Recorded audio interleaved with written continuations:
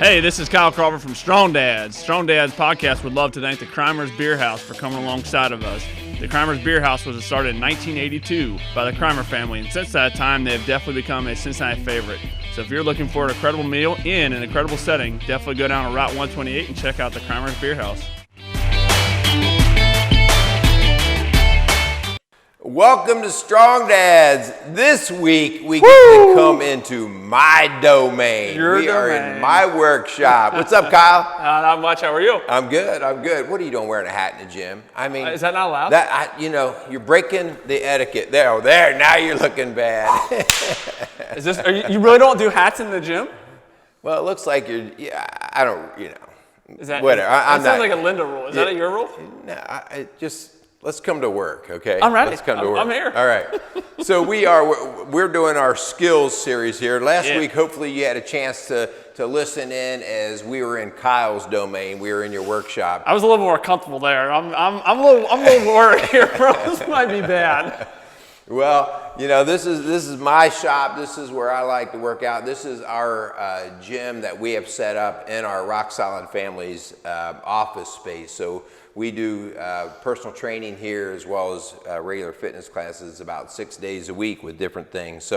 But today we are going to walk through some basic skills. I like it. That we use. We have a unique piece of equipment here we call it the finisher. And the finisher is something that I created, actually came to market in 2012. And so we've been doing this since that time. And it's kind of grown because of its functionality, and it really teaches people how to work through motion in a different way.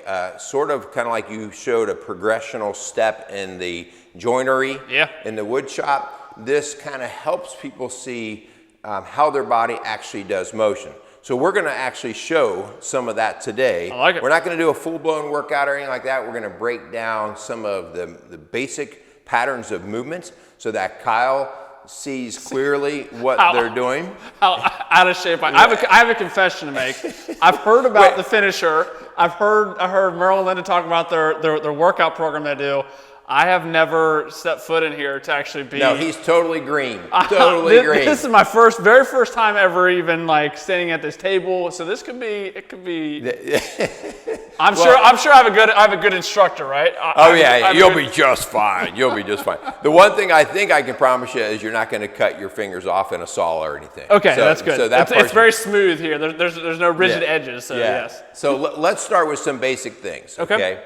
So movement is actually something that is very simple, but it is something that gets complicated because it's fluid. It's changing, and people usually don't like freeze frame movement patterns, okay? Okay. But exercise or movement really comes from 4 different moves. And we can talk about planes of motion, the sagittal and the frontal and the transverse and all that, but just to keep it simple, we're going to talk about the areas that our body is moving out of, okay? So we have a very simple move, and the simple move is what we call on the table a push-pull, okay? So push-pull is grab both? Grab both, all right. Okay? And you're just going to get in what we would call an athletic stance. So you've got a slight bend of the knees, feet a little bit wider than shoulders back. And the push-pull, we're going to direct it out of his first movable joint. And the first movable joint with power behind it will be his shoulders.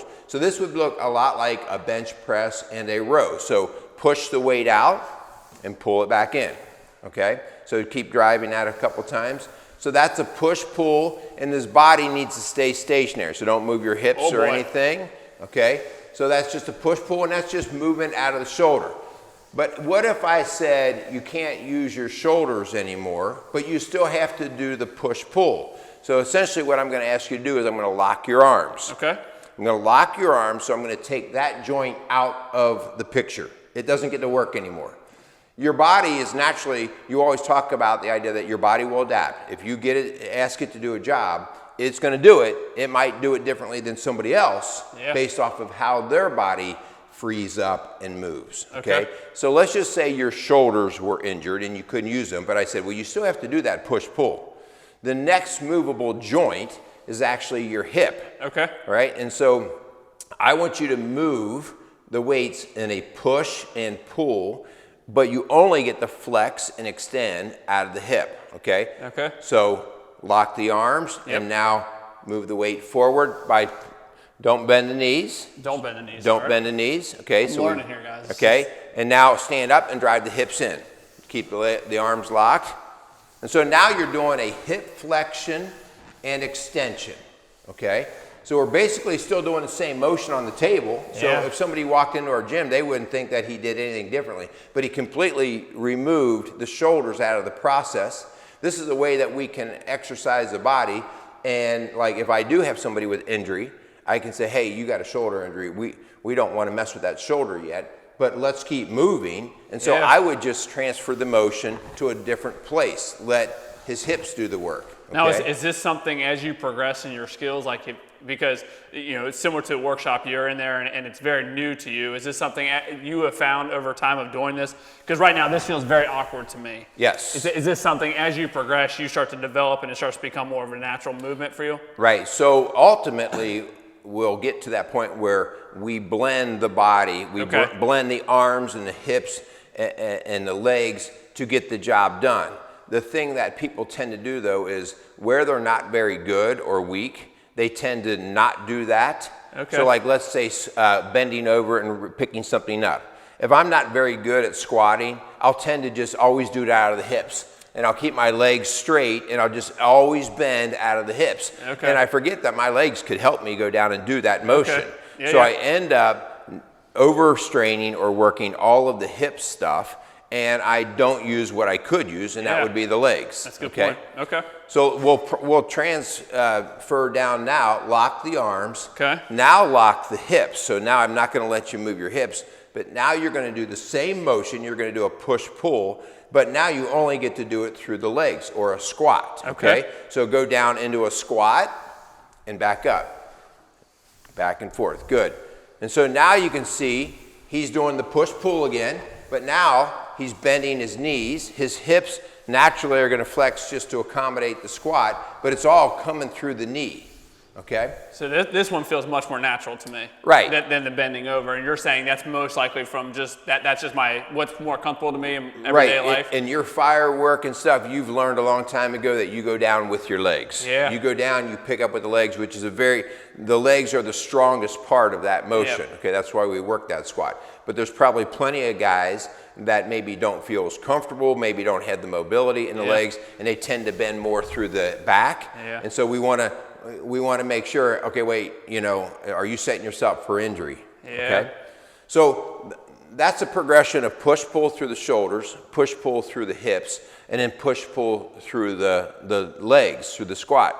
There's one huge part, though, that starts to glue these together, and that's called your transverse or your rotational movement, okay? So just to demonstrate, I like to demonstrate with just one weight, all right?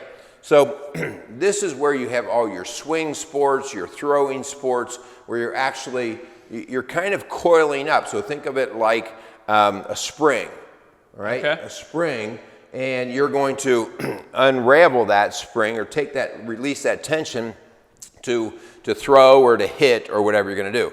So you're going to do a simple swing, and you're only going to get to use the arms. So just lock the body down and swing the weight back and forth.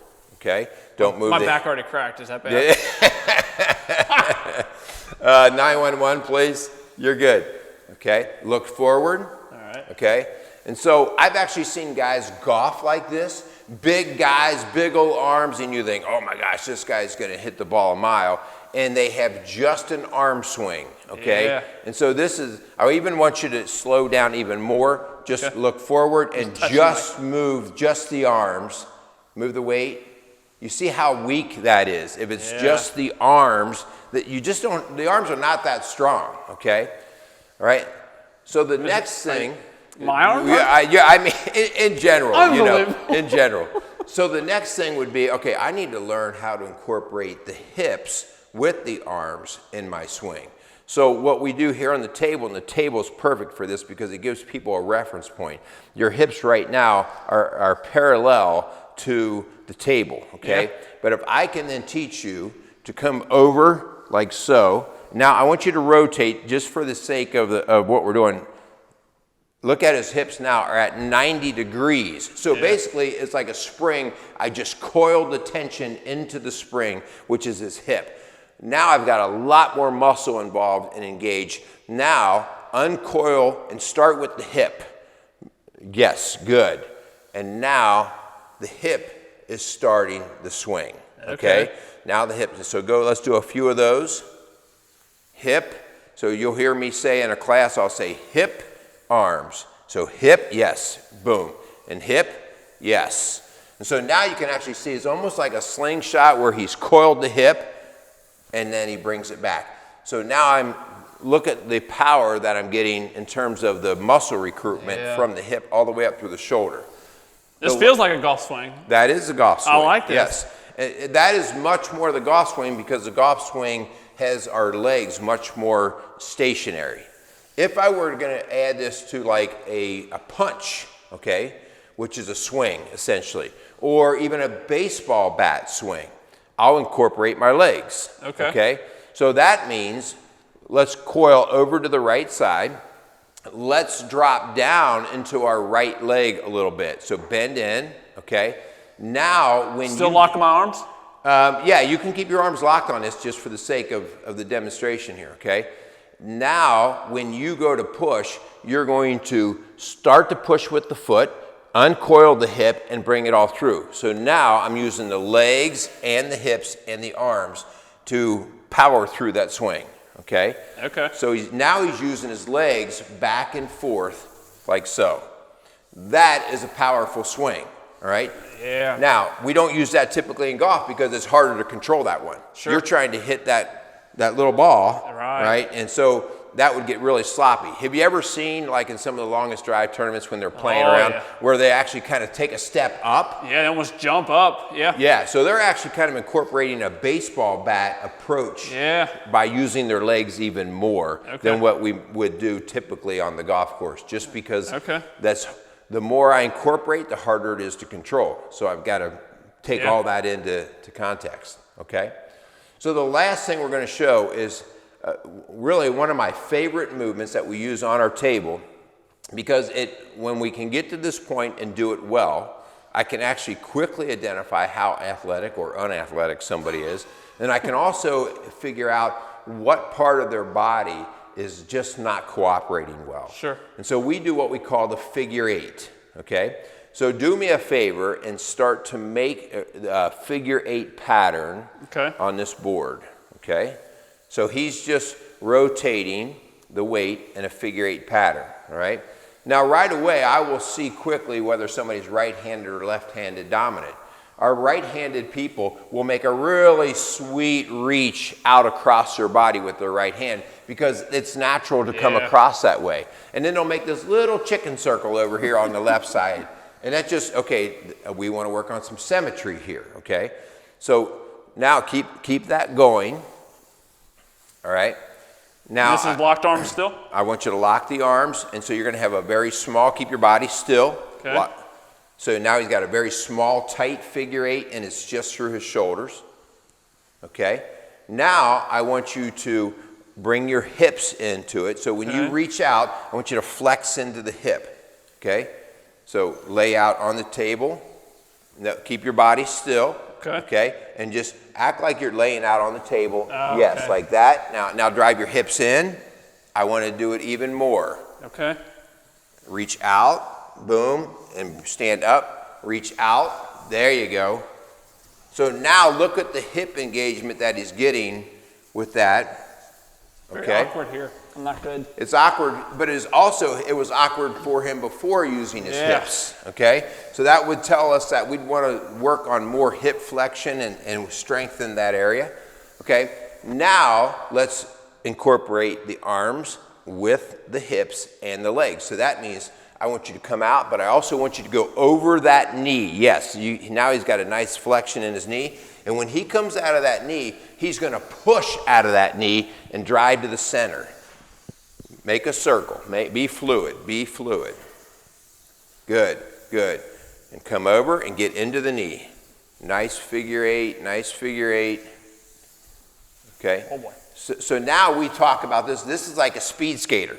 Now you're on the ice and you're pumping from leg to leg, and your body, you're allowing your body to work with you, not against you. You're not being rigid, you're in the motion, okay? So you just went through 4 different patterns of motion that we generate out of our body. Athleticism is when we learn to incorporate all of those things. I like it. This is not we're not talking about strength building. Okay. We're talking about movement, and here's the key. The table carries the weight. If you try to do what we were doing by moving patterns, by carrying the weight, okay, so pick that weight up and just act like you're doing a push-pull. Okay. All right? Now, I've completely messed up actually what the movement patterns are. Yeah. I've got a compression on his spine because he's got the weight, but I'm also overloading the shoulder, and I'm not allowing the shoulder to work at a free motion like I would, like if I'm throwing a punch. If I'm throwing a punch, I'm not throwing a punch with a weight, right? I'm actually learning to throw the punch with the body. And so that's why the table is so important when it teaches us how to move correctly. And then the weight actually creates resistance through space. So changing the direction back and forth constantly. If the weight's going this way, the only way it can turn around is if I add the force to do it and change its direction. And that's what athletics is all about. Moving your body through space. You know, there's a place for lifting heavy weights. I'm all about that. Sure. But typically we think lifting heavy weights is going to make us more athletic. No, lifting heavy weights makes us stronger. Learning how to move our body correctly and control it, that can make us more athletic. Gotcha. Good stuff, man. This is good. There you go. I've learned that I'm out of shape in this little short excerpt here. I've already learned I'm out of shape. I need to probably do something about that, Merle. You know what? We better thank our sponsors. We should. We went through our whole deal and did not thank our sponsors. Man. We want to thank the Crimer Beer House for sponsoring Strong Dads and everything that we do here. Did you almost say Rock Solid Family again? I almost did, man, because, you know, that's. You definitely should not say that, Merle. And also, we better thank Casey's Outdoor Solutions for all of their support and what they do for us. So please check out those places. Tell them that you listened to or you heard their ad on Strong Dads, and just continue to spread the word. So we thank you for that. Yep. And now we're just like we did in my shop. We're gonna go sit down. We're gonna talk a little bit of stuff about being a dad. Let's do it. It'll be good stuff. Stay tuned, guys. All right. All right. You all right? I'm good. You breathing okay? I got a pot of coffee and a workout in now. My day's set. Yeah. Wait, you can hardly call that a workout. That wouldn't work out? No. Oh my gosh. This is what we work with. That's guys. my workout. You're good for the month, aren't you? Yeah, you did your monthly workout. All right, so we are now going to move our skill set development into the dad conversation. Yeah. So here we are. We're still in the gym. We apologize for any echo of the quality of sound, but that's what you get when you're in a gym. So suck it up, brother. I think most guys get that, right? You get it. It's what it is. So don't be shop talk, right? Stop whining, right? Yeah. Just listen. We do need a coffee. I know. Well, we don't. This might be the first show ever. We're not stopping. You're in the gym. You need. In a gym, we should probably have water. Water. Okay, water. Forget it. You didn't work hard. There's water and coffee, right? Yeah. So last week we talked about our skills in our marriage as husbands. Okay. This week we're going to talk about skills of being a dad. Yeah. Skills like how do we help our kids ultimately be successful, happy, be productive, and the people that we're hopefully grooming them up to be. Right. Okay. And so we're gonna go out on that today. Yep. Hopefully we'll challenge you a little, but hopefully you'll understand why these skills are so important. Right. So the first thing, this is something that parents fight about more than anything else when it comes to raising kids. The first thing, vision and goals for kids are not even established. Yeah. You've got to establish, you and your wife cannot assume that you both have the same vision of parenting and the same target that you're shooting for. Just because you even came from the same type of neighborhood or background, you can't assume that you have the same vision. And so Linda and I see this all the time, where you come in and the parenting thing has already gotten ugly, and they're arguing about, well, I don't think that that's the right thing that we should be doing for our kids. It's like, wait a minute, what is your vision? Like, what do you want for your kids? What kind of vision do you and Jen have for your kids? Like, if you see where they're going to be when they're, let's say, 23, 24 years old, what kind of girls you want them to be? And this is a conversation, Jenny and I think to your point, this is very important. Your vision is not set in stone. Like, you can have revisions to that vision. Yes. As your kids grow and develop. Like, when Jenny and I decided to start having kids, we had a vision for what we wanted our house to look like. How we wanted to structure our house. Mommy and daddy our relationship is the most important. You guys are secondary, but a very welcome part to our family. And that vision that we have set up, it has grown and developed. Now that we have 2 kids, that vision we've had to adjust it. Having that introducing a second kid into the family. We talk all the time about our girls. That life sometimes just isn't fair, and we just have to adjust and we have to adapt. We control the things that we can control, but I think by setting a vision up for your kid, and not just having that vision that Jenny and I, we talk about the vision for our girls, but we communicate that to our girls. Hey, these are the things we want for your life. We want you to love Jesus. Like, we want you to love Jesus. We want you to go out there, be kind, spread, be disciples, to your friends, and then when we're in this house, like, be real. Like, that's something Jenny and I stress all the time. Like, we're not going to be fake around each other. Like, you are who you are, and that's okay. Like, God made you that way. So I think it's really important when it comes to our vision that we understand that as your kids grow and develop, like, your vision needs to grow and develop with that. Yeah, I mean, that's perfect. And the whole idea of, if you ever worked with somebody and maybe you have a vision, like if I came in your wood shop and we were going to build a table, and in my mind I had a vision for how I was going to walk through it, and in your mind you had a vision, and the next thing you know, we'd either be crossing paths or bumping heads. And so when we go in there, if I'm going to work with Kyle on making that table, it's better for us to say, well, let's make sure our visions match. What's the plan for how you want to walk through this, okay? And so you made a good point. Like, I want to share that with the kids too.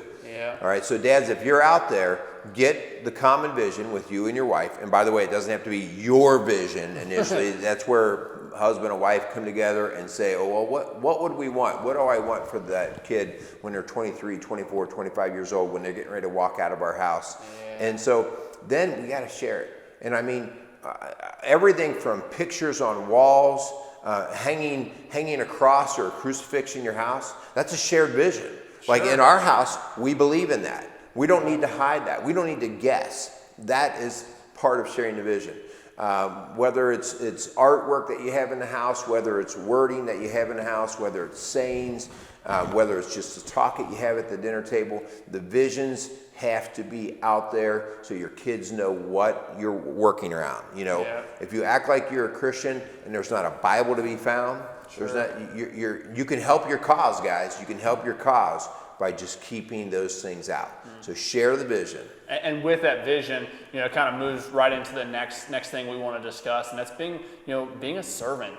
If your vision in your house is to have Jesus as your example, for what you want for your family, man, we have to learn to be servant.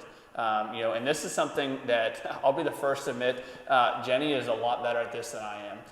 Jenny takes our girls and they go out and they serve, whether it be like a Matthew 5 ministry or a local church, doing servant projects. But I think it's so important. And then even on top of that, teaching our kids that, you are a part of this house and you are a valuable part of this house. In order to be valuable, you have to bring something to the table, right? You have to be able to contribute to our family.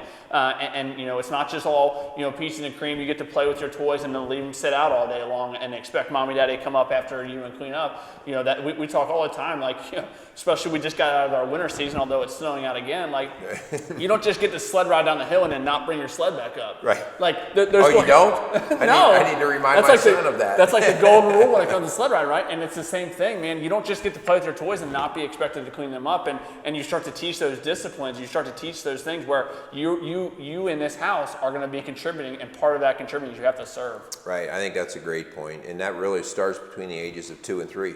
Yeah. I mean, at the ages of 2 and 3, I'm already going to start giving my kids chores. Yeah. And I will always preference that with, hey, we need you to help with this chore or this job for our house, for our family. I want them to know that this is part of serving the bigger picture, and that's their house, because ultimately they are going to serve a bigger picture, and that's understanding the servant of the kingdom of God. So, so that's at 2 to 3 years old, we're having servant talk in our house. And Merle, what would you suggest? So say we have a dad out there that's listening, and he has a teenager who has never, maybe never really had those ideas that as a kid they should still be serving. Like what do you think some things we can incorporate now to help build on the idea? Because obviously, just like you said, when our kids are 25, 26 and are leaving the house, part of our vision for them should be to be servant leaders in our community. So what do you think are things we can do to incorporate now if we've kind of missed the mark in a sense? Because I don't think it's ever too late to make changes. So what do you think? Yeah, so I mean, especially as we progress and the kids get older, instead of using the word servant, to me it's being a team player. Okay. So now my kids are 13, 14 years old kind of thing. So how are you doing for your team? Are you the ball hog on the basketball team, or are you leading the team and passing and assist? So how are you helping to make the team function better? And that's why there's sports and being involved in theater and plays or all these different things. What are you doing to make the big picture work better, right? So that's all based in servanthood. And so your kids need to see that value. Ultimately, it's going to be, what are you doing to make the company you work for better? What are you doing to make your own family better someday when they're older? So that whole idea, if your kids don't learn to be a servant, a hot word that is in our business of coaching and counseling is narcissism, which is just that single self-absorbed, focused, selfish person that everybody hates, that they're annoying and they're all about self. And I don't care how talented they are, eventually they really wear out their welcome and they're not fun to be around. And so our culture, when we talk about kids are so entitled today, and that goes on us. An entitled mentality comes from teaching selfishness and reinforcing it instead of no, what's that guy need before what you need? What's that guy need? And that's the servant thing. And that's why we start so young. Yep. And as we continue to progress, man, the next thing, we actually talked about this in our show in my workshop when it came to dealing with your wife, is, man, the importance of communication. It's always going to be important. When we talk about that vision and we talk about being a servant or a good team player, man, we have to communicate those things. I mean, I think through everything we're going to talk about, I think communication is going to be vitally, vitally crucial. Like, bring your kids along for the ride with you and your wife, man. Communicate to them. Let them know what's going on. Obviously, it has to be age dependent. You can't just tell them everything, right? But I think it's so important. And on top of communicating and telling your kids what's going on, man, I think it's important the way that we speak in our house. And this is something that I continue to learn. Anyone who has kids knows that they repeat everything we freaking say, right? And good, bad, and different, right? And I'm learning that, man. My girls are sponges. Like, everything I say, they just soak it up, right? And then they're like, Daddy, why did you say that? Right? Knowing you, I can see that's a dangerous thing. Yeah. They said it to Jenny the other not too long ago. Like, Mommy, what did you just say? We don't say that word in this house. I love it. So yeah, I love that point. Your kids are listening to you, but one of the things that I think is important too is communicating with our kids, but also teaching them the art of communication. We touch on this on a lot of different shows at different times because it is so important. If your kids are going to be successful in life, unless they're going to go live in a cave somewhere and never interact with anyone, they're going to have to learn to communicate. And that primarily is not through words. That is through so much more. Okay? And so one of the things that we learn to do is teach our kids how to read communication. Teach your kids how that when mommy walks in, within a split second, that kid takes the minute, again, because they're not selfish, they're going to be observing mom and how is mom's day. And they can learn to read mom's body language, her eyes, her energy, and that will help them decide how they're going to play out that encounter. You know, it's now a good time to ask for a toy or a treat. No, mom just slammed her purse on the counter. Not a good time to ask, okay? But kids get themselves into muddy waters, or we get upset with them because, you know, we haven't done a great job of teaching them how to read. How to read and communicate. So that's a neat part, and I think that we missed the boat on that. Be very clear here, communication is not based off of how well your kids do at school. I see parents trap themselves in the idea of, my kid should be smarter than that. He should know better than that. He makes good grades at school. No, communication is a skill. It's a skill, and you have to teach it. You have to teach your kids how to not just use words, but how to interact and read the language of communication. Right. And this next point, man, this is really important to me. Man, our work ethic, when we talk about our kids, man, I want my girls to know that daddy works really hard for our family. But on top of that, I also want my girls to understand and see that I prioritize my family, and my work will never come above my family. Right. And so, and I think it plays into it because, you know, when you commit to something, when you commit to doing something, you know, Jenny and I are dealing right now, you know, I'm getting out there and I'm teaching a little bit about firefighting and trying to teach the upcoming firefighters. And Jenny and I have been looking at our schedule and say, if I commit to teaching, what am I gonna miss out on? And so as much as I want my girls to see that I have a great work ethic and I work hard for my family, I also want them to know that my work-life balance, my family is top priority. Right. That it'll never come above my work. And it's been a balancing act, trying to Right. balance everything. But again, I think our work ethic and the way we portray that to our kids is so very, very important, because if we don't portray that work is important, work is going to be important, especially as men. Man, we're called to work. Like, there's no way around it. I truly believe God calls men to work. And that, again, that doesn't mean you're out in a factory, you know, swinging a hammer. That could mean a number of different things, Right, different types of work. But I think it's very, very important for us to show that to our kids, that work is important, but also with that, like, we have to prioritize our family life and our time away from work. Yeah, I think that's a good point. And I think work ethic's very important. Work ethic is them learning how to take care of themselves, them learning how to take care of their family. I always think of work as, you know, work is doing what you don't want to do and finishing it and doing it. It's like sticking with it. If something's easy for me, you know, then that's not really work. Like, you know, it's like, no, I'm enjoying this. I could do this all day. But work is just that idea of, okay, the end result is more important than me getting through the muddled, ugly part of this right now. But I have to stick with it. And so that work ethic teaches your kids to persevere, to work through the challenging times. When they do run into roadblocks and stumbling episodes, that they don't just throw their hands up and quit, they persevere. And so teaching your kids the value of work ethic is a lifelong skill that will never do them wrong. But I like what you said, the idea of then understanding the actual outside work and how that interplays with the family. And so I want to take work ethic outside of just what we do for a living, because it's also, I might not be working a lot. Oh, I'm going to go home and spend time with my family. Does that mean I'm just laying on the couch watching TV? Right. That's a terrible work ethic. Right. When you're at home, you work on the family stuff, the home stuff. You show that that's important. Yeah, for sure. Man, along with work, something that I think is learned, at least for me, is the idea, you know, and this is something I want to portray to my kids and continue to teach them, is the idea of discipline and what that looks like for them. And it's something you would say, which I think is so cool, is discipline equals freedom.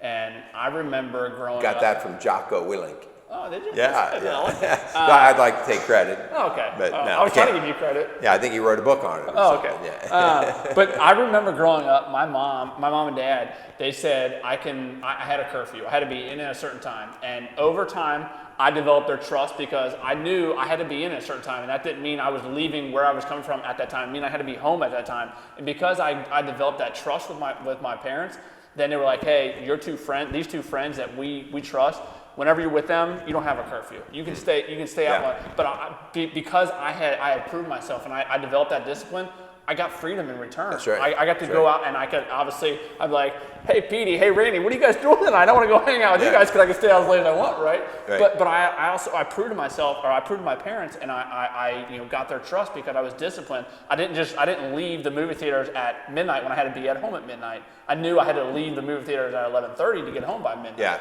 Yeah, that's good. I mean, that's what it actually is, because trust comes from being disciplined. Yeah. And trust is the foundation of all of those future relationships that your kid's going to be involved in.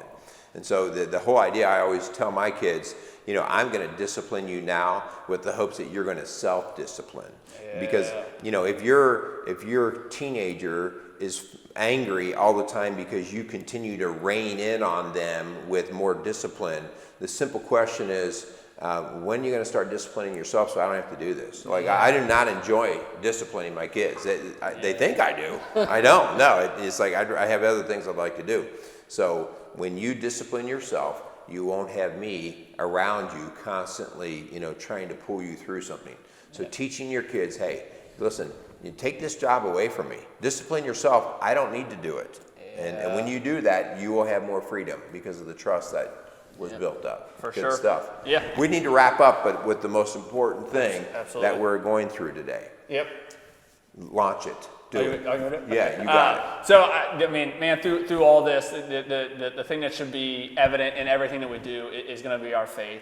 Again, this is not just saying that we believe in Jesus, not just saying that we want to be a man of faith, but actually showing that to our kids. It's so easy to say one thing and then do something else. We were just at the dinner table talking about being a hypocrite. We were reading the scripture about being a hypocrite, and we can't be that. Like, our word needs to be our word, and we need to follow through, especially as men. Man, we're called to be bold in our statements. So if you're going to make those statements that you believe in Jesus and you want your home to emulate that, then showcase that, then do that, have that faith. Teaching our kids to have faith in something they can't see is hard. Yeah. Kids are so visual when they want to touch things, when they see it. And so to teach faith and to teach who Jesus is a difficult task. But man, it is so worth it. Yeah. It is going to be so worth it for you in the long run. Yeah, we put it on the skills list because all skills are things that mean that you might have a level of talent for it, but they're all things that need to be practiced. And faith is something that has to be practiced. Yep. You can't just say, I believe in Jesus. That you have to practice that you believe in Jesus. You have to demonstrate, as you said. And life is going to throw enough tragedy and complex issues and problems at you that you are going to have to know how to practice that skill. If you say you believe in Jesus and all of a sudden your world starts to blow apart and you're wondering why you're in a panic or frustrated or angry, because when was the last time you learned how to give it away, how to put the burden onto Christ? And so that is the practice. And so it's very important that our kids see us doing that skill quickly and often, right? And to teach them how to do that. That, praying allows me to have calm. Praying allows me to have a more clear vision of what's important. It allows me to steer through the peer pressures and all of the world pressures that are keying in on our kids. Yeah. So these are things that we have to practice and we have to show our kids. Yeah. This is one that's hard, right? If you're not doing it, if you tell your kids this is important, but you don't demonstrate it, they're going to read what you're doing, not what you're saying. Good stuff, man. I hope you guys got a lot out of some of the stuff we're talking about. I hope it maybe sparks some good conversations in your home with your wife, with your kids. Hopefully it sparks some good conversation Hopefully you guys got to enjoy watching me struggle, be on the struggle bus. Get your workout. While I attempted to work out for the first time in a while. But yeah, we really appreciate you guys. Stay tuned. We're keep putting shows out. We got another show on this kind of mini series on the skills. I think the next one's gonna be about just developing our skills as a man. Like, what does that look like? Let's get into that. Let's dive into figuring out, like, just kind of, taking the time to just be by yourself. Just you and God, and really developing who you are as a man.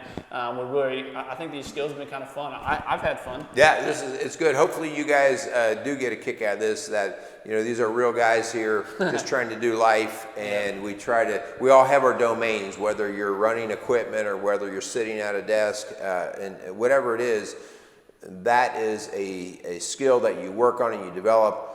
But that whole practice of knowing the skills to be the man that you need to be the husband, the father, these are things that we just don't want to push off to the side like they're not important. So hopefully it's good. Do us a favor, share this show. I need to do a better job of sharing the show. You need to do a better job. I'm going to start sharing. I got to figure out how to share it. Guys, I got to figure it out and then do it all the time. I'm getting ready to fire you, okay? Get ready to fire you. So anyway, share the show. Give us 5 stars. Go to rocksolidfamilies.org. Check out the Rock Solid Family webpage. A lot of good things going on there. Lots of resources and information. If we can help you out, give us a call, 812-576-7625. So we appreciate you guys. Keep cheering us on here at Strong Dads. Heck yeah. Thanks so much, Casey Outdoor Solutions and Crimer's Beer House, for coming alongside of us, and go out there and meet some strong dads. You did a little better on the table than I thought. You were more coordinated than I thought. I look good. My posture is a little slumped over. I'd like to welcome Casey's Outdoor Solutions as a new sponsor to our podcast. Casey's is a premier garden center and gift shop located in Lawrenceburg, Indiana. Casey's offers a wide selection of plants, landscaping materials, home and garden decor, and gifts for every occasion. Casey's is committed to providing exceptional service, a unique shopping experience, and value to every customer. Stop in and see what makes Casey's so unique. Located at 21481 State Line Road, Lawrenceburg, Indiana, or call 812-537-3800. Let Casey's help you add beauty to your home.